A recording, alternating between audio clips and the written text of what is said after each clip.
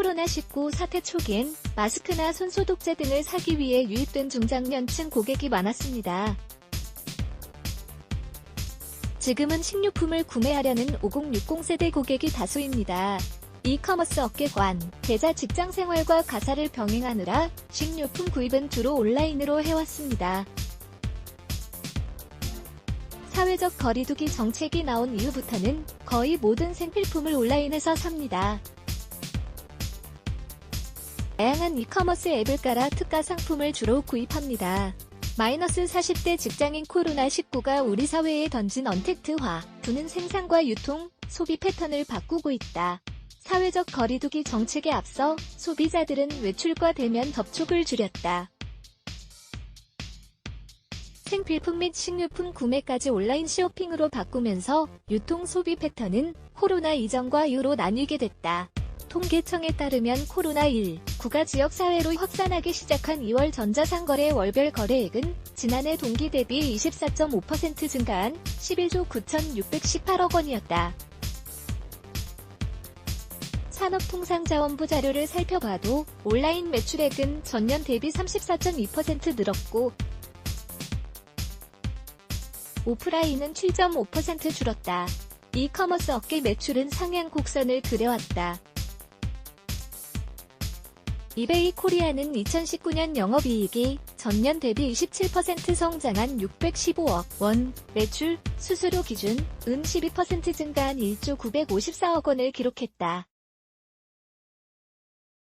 쿠팡은 전년 대비 64% 증가한 7조 1000억 원대로 마트빅 3인 롯데마트를 추월했다. 영업 손실도 1조 원대에서 7천억 원으로 줄어들면서 흑자 전환이 앞당겨질 것이라는 예측이다.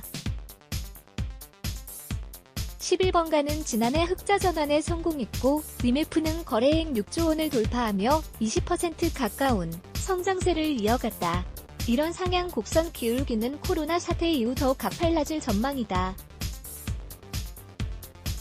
언택트 소비가 확산하면서 고객 유입이 증가했다. 특히 젊은 층의 전유물이었던 온라인, 모바일 쇼핑은 장년층으로 이어졌다.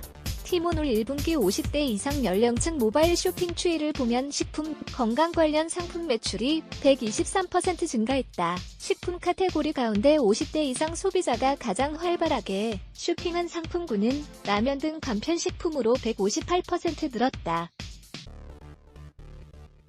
마켓컬리는 최근 한 달 동안 50대 이상 신규 가입 회원은 지난해 같은 기간보다 58% 늘었다.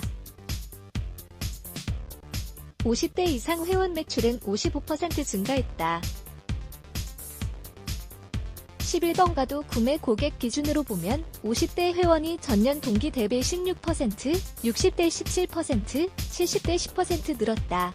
구입 품목도 패션, 정보기기, IT 위주에서 식료품, 마트 상품까지 넘나들었다. 언택트 소비에 맞춰 고객과 접촉하지 않는 언택트 배송도 나왔다. 이런 현상은 해외에서도 나타났다. 우리보다 진정세에 먼저 들어간 중국은 올해 재택근무가 늘어나면서 연 시장 규모가 449억 위안, 약 7조 7,335억 원에 이를 전망이다. 이는 지난해 추정치 229억 위안보다 2배 늘어난 수치다. 여기에 원격진료 서비스도 탄력을 받아 지난 춘절 기간 앱으로 원격진료를 받은 이용자는 하루 최대 671만 명에 달했다.